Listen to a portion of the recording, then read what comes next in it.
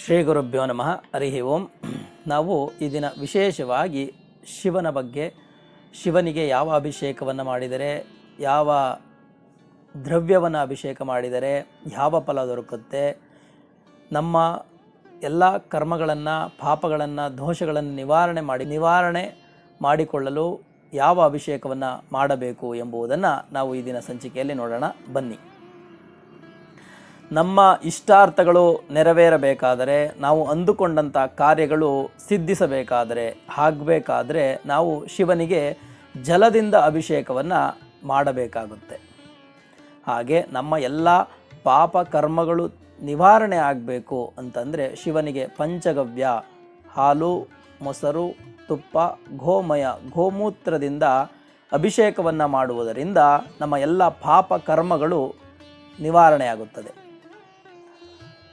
ಹಾಗೆ ಯಾರು ತುಂಬ ದೀರ್ಘಕಾಲದ ಆರೋಗ್ಯ ವ್ಯಾಧಿಯಿಂದ ಬಳಲ್ತಾ ಇರ್ತಾರೆ, ಆರೋಗ್ಯ ಸಮಸ್ಯೆ ಆಗ್ತಾ ಇರುತ್ತೆ, ಅಂಥವರು ಪಂಚಾಮೃತದಿಂದ ಅಭಿಷೇಕವನ್ನು ಮಾಡಿದ್ರೆ ಅವರ ಆರೋಗ್ಯ ಬಾಧೆಗಳು ನಿವಾರಣೆಯಾಗುತ್ತದೆ. ನಾವು ಶುದ್ಧ ಹಸುವಿನ ತುಪ್ಪವನ್ನು ಶಿವಲಿಂಗಕ್ಕೆ ಅಭಿಷೇಕವನ್ನು ಮಾಡುವುದರಿಂದ ದೀರ್ಘಾಯುಷ್ಯ ವೃದ್ಧಿಯಾಗುತ್ತದೆ. ಸಂತಾನ ಭಾಗ್ಯ, ಮಕ್ಕಳ ಸಮಸ್ಯೆ, ಮಕ್ಕಳ ಅಭಿವೃದ್ಧಿ, ಮಕ್ಕಳ ಆರೋಗ್ಯಕ್ಕಾಗಿ ನಾವು ಶಿವನಿಗೆ ಮೊಸರಿನಿಂದ ಅಭಿಷೇಕವನ್ನು ಮಾಡುವುದು ತುಂಬ ಒಳ್ಳೆಯ ಫಲವನ್ನು ಕೊಡುತ್ತದೆ. ಶುದ್ಧ ಹಸುವಿನ ತುಪ್ಪದಿಂದ ನಾವು ಶಿವನಿಗೆ ಅಭಿಷೇಕವನ್ನು ಮಾಡುವುದರಿಂದ ಮೋಕ್ಷ ಪ್ರಾಪ್ತಿ ಉಂಟಾಗುತ್ತದೆ. ಯಾವ ಮಕ್ಕಳಿಗೆ ತುಂಬ ವಿದ್ಯಾಭ್ಯಾಸದಲ್ಲಿ ತೊಂದರೆ ಆಗ್ತಾ ಇರುತ್ತೆ, ಏಕಾಗ್ರತೆ ಕಡಿಮೆ ಆಗಿರುತ್ತದೆ, ಓದಿದಂತಹ ವಿಚಾರಗಳು ನೆನಪಿನಲ್ಲಿ ಇರುವುದಿಲ್ಲ, ಅಂಥವರು ಜ್ಞಾನವೃದ್ಧಿಗಾಗಿ, ಹೆಚ್ಚಿನ ಜ್ಞಾನಕ್ಕಾಗಿ ಜೇನುತುಪ್ಪದಿಂದ ಶಿವನಿಗೆ ಅಭಿಷೇಕವನ್ನು ಮಾಡುವುದರಿಂದ ಜ್ಞಾನ ಪ್ರಾಪ್ತಿಯಾಗುತ್ತದೆ. ಯಾರು ತುಂಬ ಸಾಲ ಬಾಧೆಯಿಂದ ಬಳಲ್ತಾ ಇರ್ತಾರೆ, ಸಾಲ ತೀರಿಸಲು ಸಾಧ್ಯವಾಗ್ತಾ ಇಲ್ಲ, ಅಂಥವರು ಶಿವನಿಗೆ ಅಕ್ಕಿ ಹಿಟ್ಟಿನ ಅಭಿಷೇಕವನ್ನು ಮಾಡುವುದರಿಂದ ಶೀಘ್ರವಾಗಿ ಸಾಲದಿಂದ ಮುಕ್ತಿಯನ್ನು ಹೊಂದುತ್ತಾರೆ.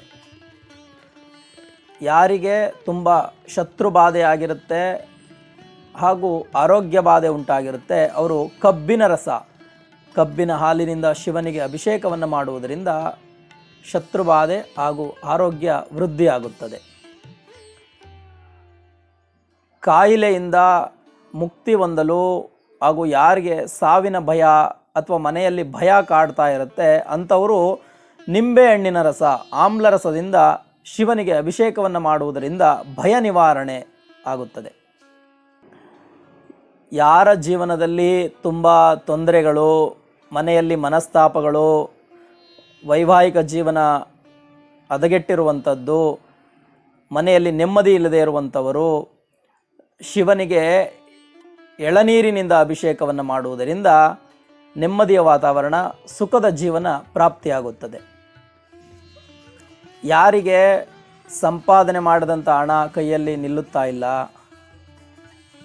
ಎಷ್ಟೇ ದುಡಿದ್ರೂ ಸಹ ಮನೆಗೆ ಸಾಕಾಗ್ತಾ ಇಲ್ಲ, ಮನೆಯಲ್ಲಿ ದರಿದ್ರ ತುಂಬ ಕಾಡ್ತಾ ಇದೆ ಅಂತ ಹೇಳುವಂಥವರು ಶಿವನಿಗೆ ಅನ್ನವನ್ನು, ಪರಮಾನ್ನವನ್ನು ಅಭಿಷೇಕವನ್ನು ಮಾಡುವುದರಿಂದ ಅವರ ದಾರಿದ್ರ್ಯ ನಿವಾರಣೆ ಆಗುತ್ತದೆ. ಮನೆಯಲ್ಲಿ ಲಕ್ಷ್ಮಿ ಇಲ್ಲ, ದುಡ್ಡು ಸಂಪಾದನೆ ಮಾಡ್ತಾ ಇರುವಂಥದ್ದು ಸಾಕಾಗ್ತಾ ಇಲ್ಲ, ಏನೇ ಮಾಡಿದ್ರೂ ಸಹ ಲಕ್ಷ್ಮಿ ಪ್ರಾಪ್ತಿ ಆಗ್ತಾ ಇಲ್ಲ, ಎಷ್ಟೇ ವ್ಯವಹಾರಗಳನ್ನು ಮಾಡಿದ್ರೂ ಸಹ ದುಡ್ಡು ಬರ್ತಾ ಇಲ್ಲ, ಯಾವುದೇ ವ್ಯವಹಾರಗಳಿಗೆ ಕೈ ಹಾಕಿದ್ರೂ ಸಹ ಯಾರಿಗೆ ಯಾವ ವ್ಯವಹಾರಗಳು ಸಹ ಕೈ ಎತ್ತುತ್ತಾ ಇಲ್ವೋ ಅಂಥವರು ಶಿವನಿಗೆ ಚಂದನವನ್ನು ಅಂದರೆ ಗಂಧದಿಂದ ಅಭಿಷೇಕವನ್ನು ಮಾಡಿಸುವುದರಿಂದ ಲಕ್ಷ್ಮಿ ಪ್ರಾಪ್ತಿಯಾಗುತ್ತೆ. ಹಾಗೆ ಸಕ್ಕರೆ ಮತ್ತು ಗಂಗಾಜಲವನ್ನು ಶಿವನಿಗೆ ಅಭಿಷೇಕ ಮಾಡುವುದರಿಂದ ಮನಃಶಾಂತಿ ದೊರಕುತ್ತೆ, ಏಕಾಗ್ರತೆ ಅನ್ನುವಂಥದ್ದು ಹೆಚ್ಚಾಗುತ್ತೆ,